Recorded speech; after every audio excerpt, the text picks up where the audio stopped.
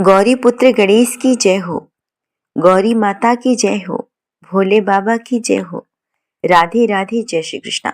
आज आप सुनेंगे संकष्टी गणेश चतुर्थी की व्रत कथा। संकष्टी गणेश चतुर्थी व्रत करने से घर परिवार में आ रही विपदा दूर होती है। कई दिनों से रुके मांगलिक कार्य संपन्न होते हैं तथा भगवान श्री गणेश असीम सुखों की प्राप्ति कराते हैं। माह की किसी भी संकष्टी गणेश चतुर्थी के दिन भगवान श्री गणेश जी की पूजा के दौरान संकष्टी गणेश चतुर्थी की व्रत कथा जरूर पढ़नी और सुननी चाहिए। इससे घर में सुख शांति और आरोग्यता बनी रहती है। तो आइए आज सुनते हैं संकष्टी गणेश चतुर्थी की 4 कथाएं। पौराणिक एवं प्रचलित श्री गणेश जी की व्रत कथा। एक बार देवता कई विपदाओं में घिरे हुए थे। तब वह मदद मांगने भगवान श्री शंकर भगवान के पास गए। उस समय शंकर भगवान के साथ कार्तिकेय तथा गणेश जी भी बैठे हुए थे। देवताओं की बात सुनकर श्री शिव जी ने कार्तिकेय व गणेश जी से पूछा कि तुम में से कौन देवताओं के कष्टों का निवारण कर सकता है। तब कार्तिकेय व गणेश जी दोनों ने ही स्वयं को इस कार्य के लिए सक्षम बताया। इस पर भगवान शंकर ने दोनों की परीक्षा लेते हुए कहा, तुम दोनों में से जो सबसे पहले पृथ्वी की परिक्रमा करके आएगा वही देवताओं की मदद कर सकेगा। भगवान शिव के मुख से यह वचन सुनते ही कार्तिकेय जी अपने वाहन मोर पर बैठकर पृथ्वी की परिक्रमा करने के लिए निकल गए। परंतु गणेश जी ने सोचा कि वह मूषक पर ऊपर चढ़कर कैसे पृथ्वी की परिक्रमा करेंगे, तो इस कार्य में उन्हें बहुत समय लग जाएगा। तभी उन्हें एक उपाय सूझा। गणेश जी अपने स्थान से उठकर और अपने माता पिता की 7 बार परिक्रमा करके वापस बैठ गए।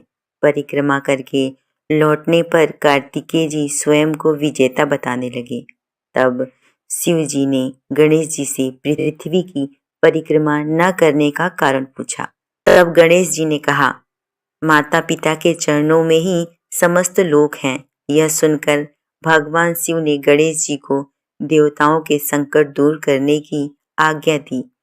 इस प्रकार भगवान शिव ने गणेश जी को आशीर्वाद दिया कि चतुर्थी के दिन जो तुम्हारा पूजन करेगा और रात्रि में चंद्रमा को अर्घ्य देगा, उसके तीनों ताप यानी दैहिक ताप, दैविक ताप और भौतिक ताप दूर हो जाएंगे। इस व्रत को करने से व्रतधारी के सभी तरह के दुख दूर होंगे और उसे जीवन के भौतिक सुखों की प्राप्ति होगी। चारों तरफ से मनुष्य की सुख समृद्धि बढ़ेगा और पुत्र पौत्र धन ऐश्वर्य की कमी कभी नहीं होगी। गणेश जी की दूसरी कथा। एक समय की बात है, राजा हरिश्चंद्र के राज्य में एक कुम्हार था।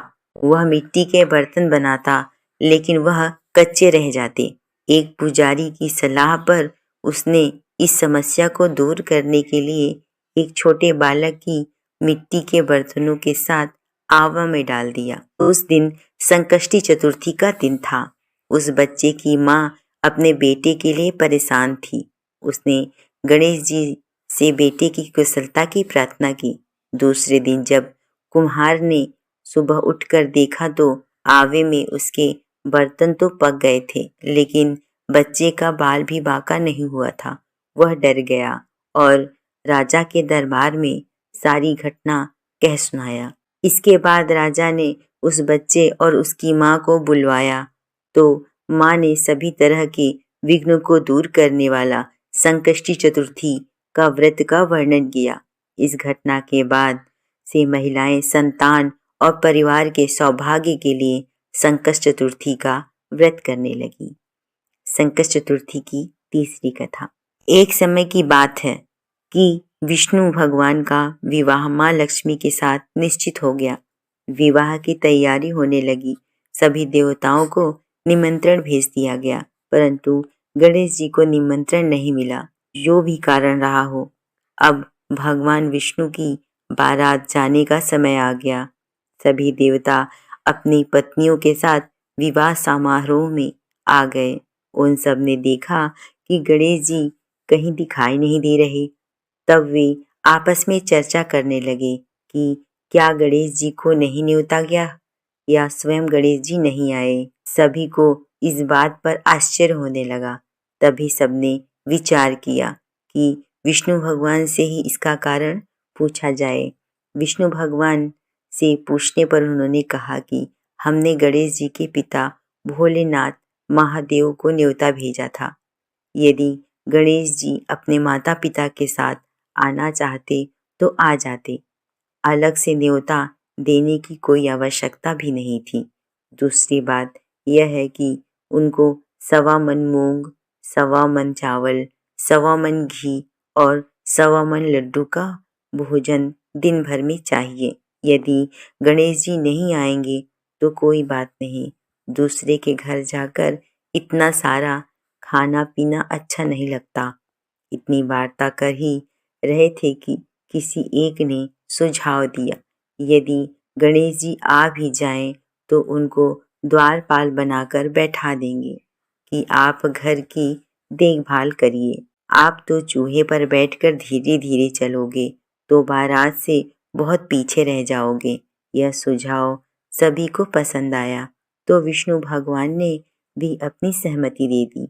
होना क्या था, इतने में गणेश जी वहां आ पहुंचे और उन्हें समझा बुझाकर घर की ही रखवाली के लिए बैठा दिया गया। बारात चल दी। तब नारद जी ने देखा कि गणेश जी तो दरवाजे पर ही बैठे हुए हैं, तो वे गणेश जी के पास गए और रुकने का कारण पूछा। गणेश जी कहने लगे, विष्णु भगवान ने मेरा बहुत अपमान किया है। नारद जी ने कहा, आप अपने मूषक सेना को आगे भेज दो तो वह रास्ता खोद देंगे, जिससे उनके वाहन धरती में धंस जाएंगे। तब उनको सम्मान पूर्वक बुलाना ही पड़ेगा आपको। अब तो गणेश जी ने अपनी मूषक सेना जल्दी से आगे भेज दी और सेना से जमीन पोल करवा दी। जब बारात वहां से निकलने लगी तो रथों के चक्के धंस गए। लाख कोशिश करने के बाद भी पहिए नहीं निकल पाए। सभी ने अपने अपने उपाय किए, परंतु पहिए तो नहीं निकले, बल्कि जगह जगह से रथ टूट गए। किसी की समझ में नहीं आ रहा था कि अब क्या किया जाए। तब तो नारद जी ने कहा, अब आप लोगों ने गणेश जी का अपमान करके अच्छा नहीं किया। यदि उन्हें मानपूर्वक बुलाया जाए तो आपका कार्य सिद्ध हो सकता है और यह संकट टल सकता है। शंकर भगवान ने अपने दूत नंदी को भेजा और वे गणेश जी को बुलाकर लाए। गणेश जी का आदर सम्मान के साथ पूजन किया गया। तब कहीं रथ के पहिए निकल पाए। अब रथ के पहिए निकल तो गए, परंतु टूट फूट गए तो उन्हें कौन सुधारे।